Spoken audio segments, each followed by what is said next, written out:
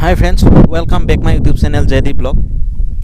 বৰ্তমান কৰোনাৰ সময় আৰু আজি প্ৰায় 2 বছৰ আগৰ পৰা কৰোনা আৰম্ভ হৈছে আৰু ইয়াৰ বিষয়ে আমি সকলোৱে জানো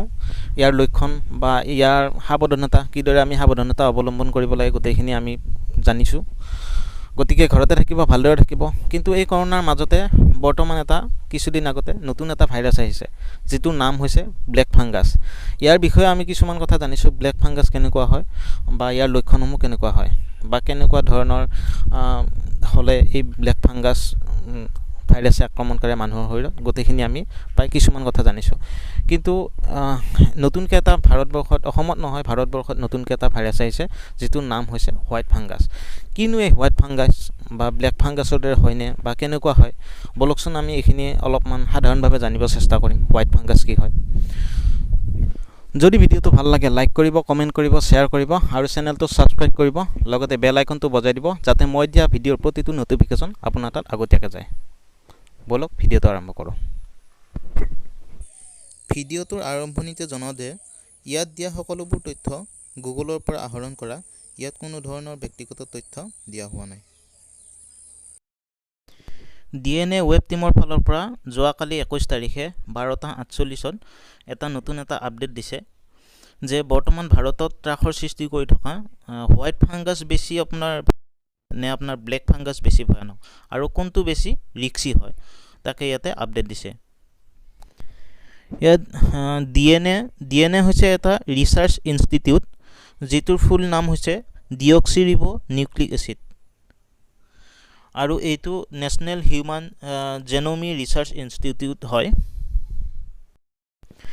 ডিএনএ ৱেব টিমে জনোৱা মতে white fungus infection black fungus ইনফেকচনতকৈ বেছি ভয়ানক হয় কিয়নো হোৱাইট ফাংগাছ ইনফেকচনে অতি সহজে আমাৰ লাংছ যি নেকি উশাহ নিশাহ প্ৰক্ৰিয়া চলে তাত অতি সহজে বিকল কৰিব পাৰে আৰু ই লাংছ বিকল কৰাৰ লগতে শৰীৰৰ বিভিন্ন অংগত ই সহজে ইনফেকচন কৰিবলৈ সক্ষম হয় ভাৰতৰ বিভিন্ন ঠাইত ব্ল্যাক ফাংগাছ চলি থকাৰ অৱস্থাতে বিহাৰৰ পাটনাৰ পৰা এটা ৰিপৰ্ট আহিছে যে তাতে 4টা নতুন কেছ পোৱা গৈছে হোৱাইট যি নেকি তাৰে ভিতৰত এজন ডক্টৰ হয় পাটনাৰ ফেমাস এজন ডক্টৰ আৰু এটো কোৱা হৈছে যে ৰিপৰ্টত কোৱা হৈছে যে ব্ল্যাক ফাংগাছতকৈ হোৱাইট ফাংগাছ বেছি ভয়ানক হয় আৰু যেহেতু এটো নতুনকৈ আহিছে গতিকে ইয়াৰ বিষয়ে সঠিক তথ্য বৰ্তমান হোৱা নাই কাৰো ব্ল্যাক ফাংগাছতকৈ হোৱাইট ফাংগাছক এই কাৰণে ভয়ানক বুলি কোৱা হৈছে কাৰণ হোৱাইট ফাংগাছত কি হয় লাংছত অতি সহজে ইনফেকচন হোৱাৰ লগতে শৰীৰৰ বিভিন্ন অংশ যেনে নখ স্কিন পেট kidney brain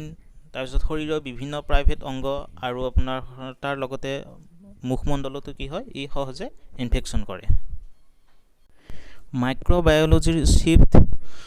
doctor SN Singh নামৰ ডক্টৰ এজনে কৈছে যে যি কেইজন মানুহৰ শৰীৰত হোৱাইট ফাংগাছ ধৰা পৰিছে তেখেতসকলৰ লক্ষণসমূহ পাই কৰোনা ভাইৰাছৰ দৰে কিন্তু তেখেতসকলৰ শৰীৰত কোনো ধৰণৰ কৰোনা ভাইৰাছ পজিটিভ কেছ পোৱা নাই ডক্টৰ সিংহে কৈছে যে ব্ল্যাক ফাংগাছৰ দৰে হোৱাইট ফাংগাছে সেই সকল ব্যক্তিক সহজে আক্ৰমণ কৰে বা ইনফেকচন হয় যিসকলৰ ইমিউনিটি সিস্টেমটো উইক হয় মানে কমজোৰ হয় আৰু যিসকল লোকৰ ডায়াবেটিস আছে আৰু যিসকল লোকে ধৰক বহু দিনৰ পৰা বেছি ওভাৰডোজ মানে বেছি ঔষধ ব্যৱহাৰ কৰি আছে তেখেতসকলৰ ইমিউনিটি সিস্টেমটো যেহেতু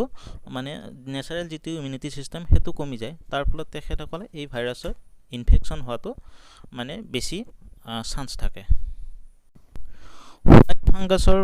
প্ৰথমটো কেছ ভাৰতবৰ্ষৰ উত্তৰ প্ৰদেশত প্ৰথমটো কেছ পোৱা গৈছিল ইয়াতে হোৱাইট ফাংগাছ আৰু ব্ল্যাক ফাংগাছৰ মাজত কিছুমান লক্ষণসমূহৰ কথা কৈছে যে নেকি হোৱাইট ফাংগাছৰ লক্ষণ হৈছে আপোনাৰ কাহ হ'ব জ্বৰ হ'ব ডায়েৰিয়া হ'ব লাংছত কলা স্পট পৰিব লগতে আপোনাৰ অক্সিজেনৰ পৰিমাণটো কি হ'ব কমি যাব আৰু ইয়াতে ব্ল্যাক ফাংগাছৰ লক্ষণসমূহ কৈছে যে মুখমণ্ডলৰ বিকৃতি হলনি হ'ব মূৰৰ বিষ হ'ব তাৰ পিছত মুখমণ্ডলৰ বিষাব ধৰিব নাক বন্ধ হ'ব আৰু লগতে চকুৰ অলপমান হেৰি কমিব মানে দেখা পোৱাটো কমিব আৰু চকুৰ বিষ হ'ব আৰু দাঁত বিষোৱাৰ লগতে কিছুমান অস্বাভাৱিক লক্ষণে দেখা দিব শৰীৰত সেইখিনিয়ে আৰু ইয়াতে দিছে যে কোনসকল ব্যক্তি বেছি মানে ৰিক্সি হয় ফাংগাছ ইনফেকশ্যনৰ কাৰণে ইয়াতে হোৱাইট ফাংগাছ হওক ব্লেক ফাংগাছ হওক সেইসকল ব্যক্তিৰ কাৰণে ইনফেকশ্যন হোৱাৰ বেছি সম্ভাৱনা থাকে যিসকল ব্যক্তিৰ ইমিউনিটিটো ল' হয়